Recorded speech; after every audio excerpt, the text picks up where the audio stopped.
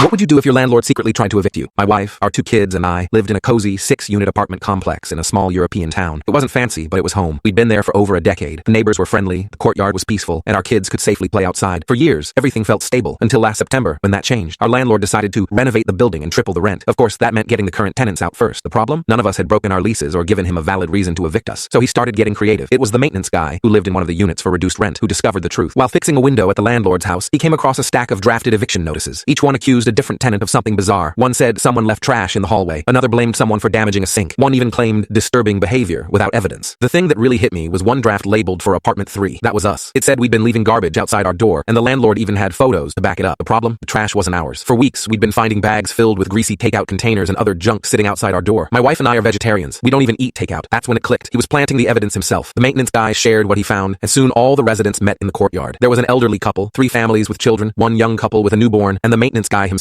None of us could afford to leave. Rent prices in town were insane, and every one of us felt trapped. We spent hours talking about what to do. Confronting him wasn't an option. He was out of town. We needed something smarter. That's when my wife, Allie, got an idea. We'd been planning to repaint our living room because the walls were peeling. The landlord had already given us written permission months ago. His email said, "Sure, go ahead and paint it." No mention of colors, no mention of how it should look. Allie suggested that everyone do the same. Email the landlord for permission to repaint, get his written go-ahead, and then turn the apartments into masterpieces of chaos before we moved out. It was petty, yes, but it was fair game. The landlord replied to each request with a cheerful, "Go for it." I'm sure he thought he was getting free improvements. So, we painted. We didn't hold back. Allie bought buckets of black paint, enough to coat every wall, ceiling, and door. We layered it over and over until not a hint of the old color showed. Then, we handed the kids neon paints and told them to let their imaginations run wild. Handprints, streaks, splatters, and even footprints went up everywhere. When the lights were off, it looked like a crime scene from a glow-in-the-dark party. The other tenants had their own ideas. The maintenance guy painted rainbows from wall to wall. One family covered every room in bright orange. Another family mixed random colors and flung them around like an art experiment gone wrong. By December, the entire building looked like something between a circus and a nightmare. Right before Christmas, Allie and I found a new place. It was smaller but clean and quiet. We sent our notice, packed up, and moved out. A week later, my phone started ringing nonstop. It was the landlord. Furious didn't even begin to describe his tone. He screamed about the paint, called it vandalism, and threatened to take us all to court. We didn't panic. We had his emails. When the court date arrived, he showed up with a lawyer and photos of the apartments, looking smug like he'd already won. Then the maintenance guy got up and calmly handed the judge a folder full of proof. Receipts that matched the trash planted in our hallway, photos showing that supposed damage was actually caused by the landlord himself, and copies of the fake eviction drafts. Then it was our turn. Each tenant produced the emails where he'd given written permission to paint. Not a single rule about color or design, just his own words. Go for it. The judge took one look at the evidence and tossed the entire case out. Then, in a twist that made it even sweeter, she ordered him to pay restitution to every tenant for the false claims and wasted time. Weeks later, we heard he tried to repaint everything himself to save money. The layers of paint were so thick that it had to be stripped down to the plaster. He gave up halfway through and put the building up for sale. It's still sitting on the market, untouched, probably because no one wants to deal with what's hiding under all that paint. Now, every time Ali sees a paintbrush, she grins, because somewhere, our old landlord is probably still scraping at those black walls, wondering how his easy eviction plan turned into the world's ugliest art show.